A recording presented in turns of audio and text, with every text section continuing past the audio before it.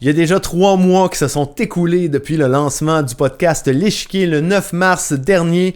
Il y a eu des hauts et des bas, il y a eu des difficultés, des succès, assurément une tonne d'apprentissage. Et aujourd'hui, pour le 20e épisode, j'ai décidé de faire un retour sur les 3 derniers mois. Donc, te raconter pourquoi j'ai décidé de lancer le podcast, présenter mes chiffres, mes statistiques et surtout te présenter le processus que j'ai développé pour réaliser mes épisodes solo. Donc si tout ça t'intéresse, reste à l'écoute, on commence ça dans un instant et c'est parti! Hello, bienvenue sur L'Échiquier, le rendez-vous des entrepreneurs où l'on explore les secrets du succès entrepreneurial. On y parle du mindset et des stratégies qui vont te permettre de faire mentir tous les pronostics et de bâtir une entreprise prospère sur des fondamentaux solides comme du rock. Je te le dis, tu veux surtout pas manquer ça. D'ailleurs, si c'est pas déjà fait, je t'invite à suivre le show et à activer la cloche dès maintenant sur ta plateforme de balado préférée. Je suis David Gaudreau et on commence le show direct là. Oh yeah! Hello! Bienvenue dans ce 20e épisode de L'Échiquier. Aujourd'hui, comme je l'ai dit d'entrée de jeu, je fais un épisode behind the scene, donc je vais te raconter pourquoi j'ai décidé de lancer le podcast. Je vais te présenter mes chiffres, mes statistiques, mes réalisations jusqu'à présent et je vais te présenter le processus que j'ai développé pour réaliser mes épisodes solo. On pourrait croire que c'est facile de faire des épisodes solo, mais c'est plus difficile qu'on ne le croit. Donc voilà, je vais te dévoiler vraiment tous les secrets que j'ai développés dans les derniers mois. Avant de commencer, j'ai devant moi un beau mind map qui inclut absolument tous les éléments, tous les sujets qui vont être discutés aujourd'hui. Donc si ça t'intéresse de le télécharger, tu peux le faire au davidgaudreau.com/EP20 pour épisode 20. C'est une superbe aide-mémoire que tu vas pouvoir utiliser aussi comme plan d'action si jamais tu veux lancer un podcast et faire des épisodes solo. Mais sache aussi que mon processus peut être utilisé pour faire n'importe quel autre type de vidéo YouTube, un live, si tu fais des lives dans les médias sociaux, ça peut être très utile aussi. Donc voilà, davidgaudreau.com/EP20. Pour commencer, j'aimerais te raconter l'histoire du pourquoi j'ai décidé de lancer mon podcast. En fait, moi, je suis sur LinkedIn sérieusement depuis 2018. J'y étais depuis 2008, là, mais j'étais vraiment spectateur. À partir de 2018, j'ai commencé à m'intéresser à la plateforme. J'ai commencé tranquillement pas vite à créer du contenu. Puis à partir de 2019, j'ai commencé à avoir de l'attraction et j'ai bâti une audience sur la plateforme qui maintenant approche de 14 000 abonnés, je crois. Et LinkedIn, pour moi, depuis déjà quelques années, est mon premier canal d'acquisition de clients. Dans les dernières années, cependant, j'ai noté une diminution de la visibilité. Rien d'excessif, mais quand même, ça m'a permis de m'ouvrir les yeux sur l'importance d'être multiplateforme, de ne pas dépendre d'une seule plateforme, comme c'est mon cas actuellement. Et donc, je réfléchissais à des stratégies qui me permettraient d'être multiplateforme. Et celle qui m'a paru la plus intéressante pour moi était celle de lancer un podcast, ce qui me permettait, en faisant un podcast vidéo, d'être présent à la fois sur YouTube et sur toutes les plateformes de podcasting, comme par exemple Apple Podcast, Google Podcast ou Spotify.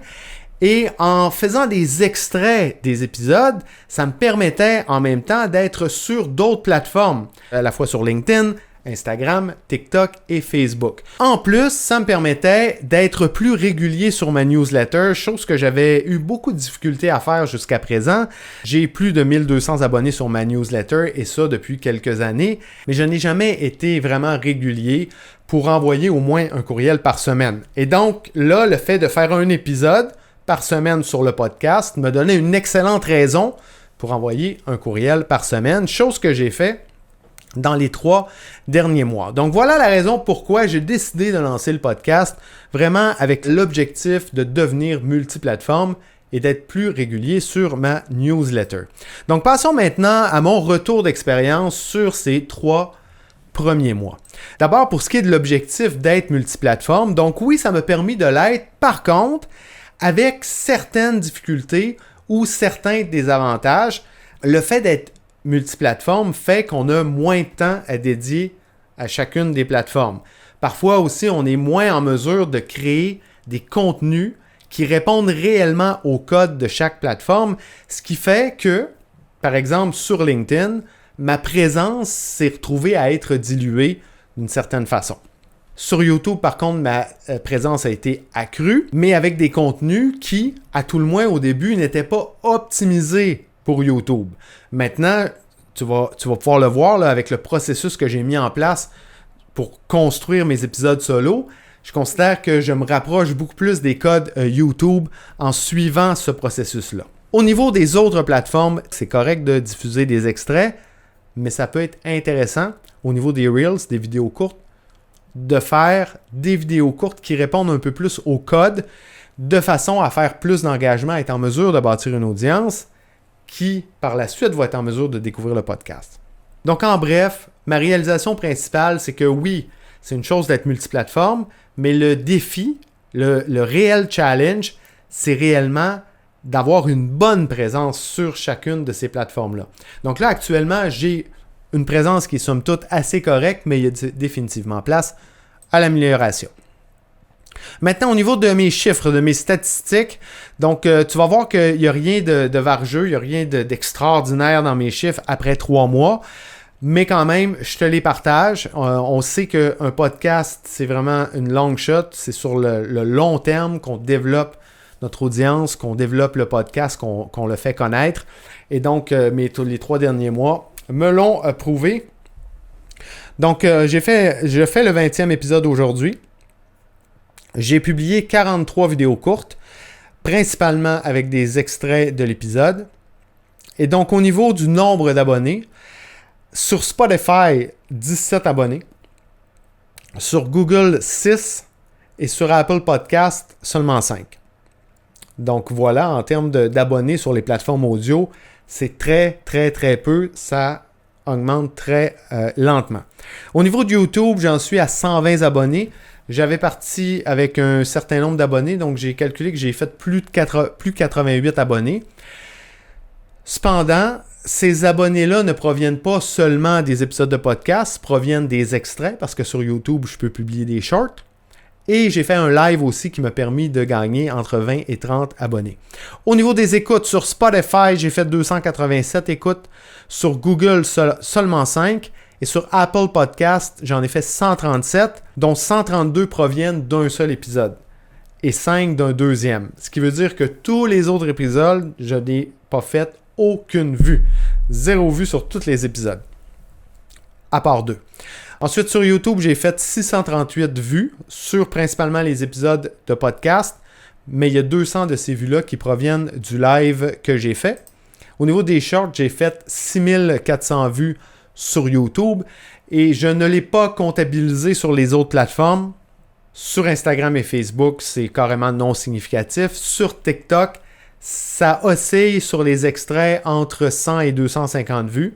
Le test que j'ai fait là, pour une vidéo qui correspondait davantage au code TikTok a fait près de 35 000 vues jusqu'à présent. Donc voilà pour ce qui est des chiffres. Au niveau des épisodes, les épisodes qui ont le mieux fonctionné, c'est drôle parce que ça varie d'une plateforme à l'autre. Et entre Spotify et YouTube, il y a des disparités importantes. Donc les 3 épisodes qui ont le mieux fonctionné sur Spotify, le premier, les 6 fondements du succès en entrepreneuriat, a fait 36 écoutes. Le 7e, comment gagner et monétiser son influence comme entrepreneur, a fait 29 écoutes. Et le 13e épisode, LinkedIn, les 6 piliers pour avoir du succès, a fait 26 épisodes. Et quand je parle de disparité, ces 2 derniers-là, le 7 et le 13, en fait, arrivent dans le bas de la liste sur YouTube. Au niveau de YouTube, les plus populaires ont été le 16e épisode, Comment tarifer tes services comme indépendant, qui a fait 71 vues. Le 11e épisode, 4 clés pour créer une offre, qui a fait 53 vues. Et le 17e épisode, Comment mieux t'entourer, a fait 48 vues. Et l'épisode sur Apple qui a vraiment performé, là, qui a fait la majorité de toutes les vues, 132 vues. Et le même qui arrive bon premier sur YouTube, le 16e épisode, Comment tarifer tes services comme indépendant. Donc voilà pour ce qui est des épisodes qui ont le mieux fonctionné. J'ai eu vendredi dernier une réussite, une petite victoire en fait. Pour la première fois, j'ai eu une rétroaction d'une personne qui était en dehors de mon réseau rapproché, de mon réseau de contacts rapproché. Donc, c'était déjà une première victoire. Et cette personne-là m'a contacté pour une opportunité potentielle pour une formation LinkedIn. Donc, ce qui est en fait la première opportunité que j'ai générée sur une période de 3 mois et ça vient juste de se produire. Donc, ça me laisse croire que je vais dans la bonne direction, mais c'est sûr que si je compare à toutes les opportunités que je suis en mesure de générer sur LinkedIn, là où j'ai ma présence principale, j'ai mon audience, c'est absolument incomparable. Mais quand même, comme je l'ai dit déjà, c'est du long terme. Et donc voilà, ça me donne l'impression qu'il y a de la lumière au bout du tunnel. Maintenant, je vais te partager mon processus, le processus que j'ai développé pour bâtir, réaliser mes épisodes solo. Donc, comme je le disais, on peut croire que c'est facile de faire des épisodes solo, mais c'est assez difficile. En fait, c'est probablement même un peu plus difficile que de faire des entrevues parce que ça prend beaucoup plus de préparation. C'est facile lorsqu'on parle seul devant notre caméra, de s'éparpiller, de perdre nos idées, de bloquer. Donc, il n'y a personne pour nous relancer. C'est vraiment très particulier. Et pour cette raison-là, ça prend un peu plus de préparation pour vraiment avoir un épisode qui va être bien structuré. Donc, première étape, lorsque je réalise un épisode solo, c'est d'identifier, de trouver mon sujet. Donc, très souvent, particulièrement au début, je parlais de ce qui me tentait d'aborder. Donc, je sélectionnais un sujet et voilà, j'enregistrais un épisode. Souvent, c'était un sujet qui cadrait avec mon expertise. Et pour moi, c'était la façon la plus facile d'aborder les épisodes. Mais au fil du temps, j'ai réalisé qu'il y avait certains sujets qui pouvaient être plus porteurs que d'autres. Et donc maintenant, je sélectionne mes sujets à l'occasion en considérant les sujets qui peuvent être tendances ou les angles, les aborder avec un certain angle qui, à mon sens, ont un bon potentiel d'intéresser l'audience, un bon potentiel de visibilité. Parfois, je fais quelques recherches sur YouTube aussi pour voir les sujets qui sont les plus populaires. Donc voilà, maintenant, j'ai un peu plus cette conscience-là de bien sélectionner mes sujets. Faire un épisode, ça demande beaucoup d'énergie, beaucoup de temps et donc aussi bien sélectionner les sujets dès le départ. Une fois que mon sujet est sélectionné, je fais une phase de recherche. Donc, encore une fois, au début, je ne faisais pas vraiment cette phase-là parce que je me fiais vraiment plus sur mon expertise. Mais au fil du temps, j'ai réalisé que ça valait le coup de faire une phase de recherche. Ça me permet d'approfondir, d'une part, mon expertise. Ça me permet d'aller un peu plus loin dans mes épisodes, de créer des épisodes qui sont encore plus intéressants, qui apportent encore plus de valeur. Et donc, cette phase-là de recherche, maintenant, je la fais de manière systématique. Quand je complète ma phase de recherche, normalement, je termine avec un document Word de 5 à 10 pages qui contient plein d'idées, pêle-mêle. Et donc, la phase suivante, c'est de structurer mes idées. Et ça, c'était la phase avec laquelle j'avais le plus de difficultés jusqu'à ce qu'éventuellement, je commence à travailler avec les mind maps. Donc, c'est vraiment un outil qui est extraordinaire. J'utilise l'outil Miro pour faire mes mind maps. Un outil extraordinaire pour bien structurer nos idées. Lorsqu'on travaille avec des éléments visuels, c'est beaucoup plus facile de rassembler nos idées, de les structurer de manière logique. Donc voilà, maintenant, je fais toujours un mind map suivant ma phase de recherche et ça m'aide à tout structurer mes idées et ça beaucoup plus rapidement. Et souvent, avant d'aller dans Miro.com, je fais mon mind map sur papier.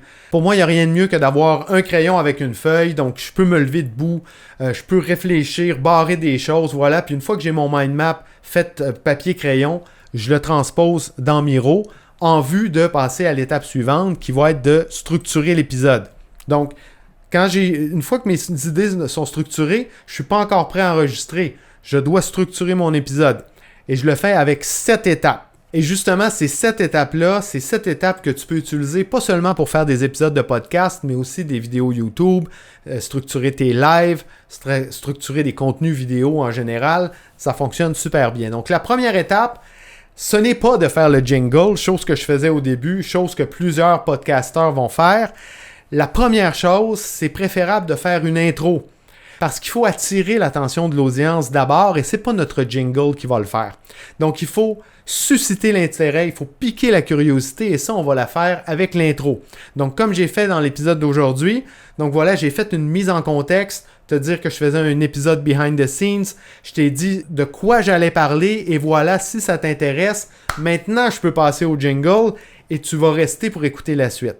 Donc dans l'intro, on peut faire une mise en contexte, on peut aussi faire un peu comme je l'ai fait au dernier épisode, présenter le problème et la situation rêvée.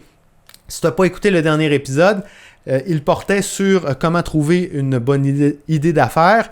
Et donc, mon intro, le problème disait que bon, la majorité des personnes tentent de trouver la grande idée à $1 million. Et voilà, c'est un problème parce qu'ils ne trouvent jamais la bonne idée et se trouvent à ne jamais se lancer. Et là, je passais à la situation rêvée en disant c'est dommage parce que se lancer en entrepreneuriat, ça peut changer notre vie, nous permettre de faire jour après jour des choses qui nous passionnent. Donc, grosso modo, c'était ça mon introduction. Donc, voilà, problème, situation rêvée ou mise en contexte. Une fois qu'on a terminé l'introduction, on passe au jingle.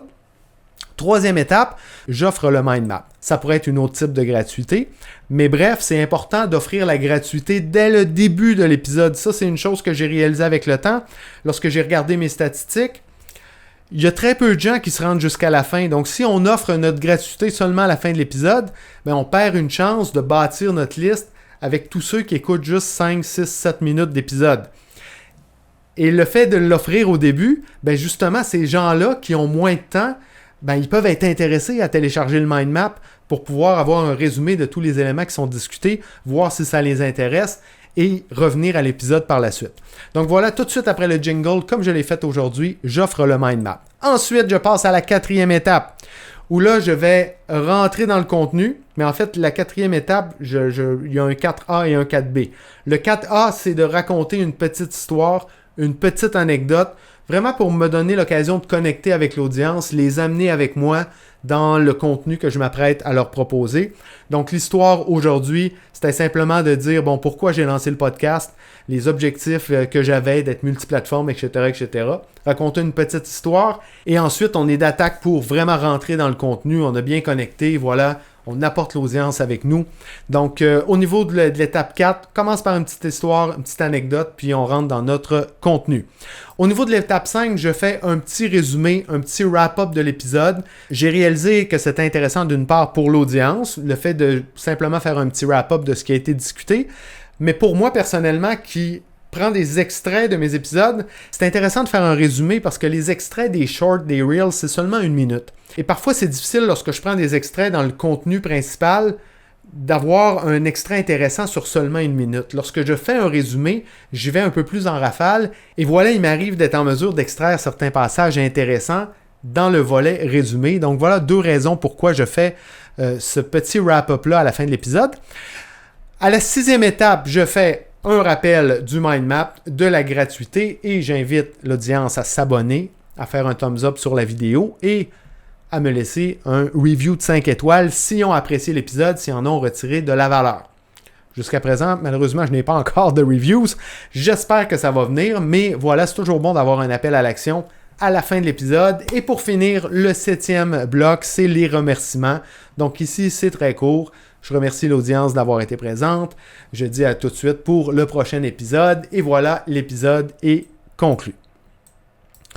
Maintenant, une fois que j'ai toute ma structure dans mon mind map, donc j'ai bien structuré mes idées, j'ai ajouté les autres blocs, donc là, je suis prêt à faire l'enregistrement. J'enregistre, je fais le montage. Une fois que tout est fait, j'exporte. Donc, j'exporte la vidéo en MP4, j'exporte l'audio en WAV, W-A-V. Une que je vais uploader sur YouTube, l'autre que je vais uploader sur Spotify. Et c'est Spotify qui s'occupe de diffuser l'épisode sur toutes les plateformes de podcast. Une fois que tout est uploadé, je mets à jour mes titres, description, je fais ma vignette pour YouTube et je passe à la page de l'épisode que je fais sur mon site web. Sur la page, je dois mettre mon formulaire qui va permettre le téléchargement du mind map. Le formulaire, je le crée dans ConvertKit. Donc, une fois que le formulaire est créé, je l'intègre dans ma page. Puis ensuite, je mets à jour tous les éléments de ma page, c'est-à-dire le titre, la description, les intégrations de la vidéo et de l'audio. Je fais un extrait pour lancer l'épisode sur LinkedIn. Je fais quelques extraits aussi en prévision de les diffuser comme vidéo shorts ou reel dans TikTok, Instagram, Facebook et YouTube. Et voilà, j'ai tout en main pour promouvoir l'épisode. On le sait, faire la promotion des épisodes, c'est super important. Donc moi, j'essaie autant que possible d'utiliser mon audience sur LinkedIn comme levier pour faire découvrir le podcast. Et en parallèle de ça, voilà, j'utilise les vidéos courtes pour tenter aussi de promouvoir chacun des épisodes. Et finalement, une étape que j'allais oublier très importante, j'envoie un courriel à ma liste, comme je l'ai dit au départ. Donc, c'est une belle opportunité pour moi de rester en contact de manière hebdomadaire avec ma liste, mais aussi de promouvoir l'épisode. Donc, voilà pour ce qui est de mon processus de création d'un épisode. Je devrais dire de création et de promotion d'un épisode. Maintenant, pour la suite, j'ai quelques objectifs en tête pour la suite des choses avec le podcast. Le premier objectif, c'est de commencer à faire des épisodes entrevues. Donc, il y a plein d'avantages à faire des entrevues.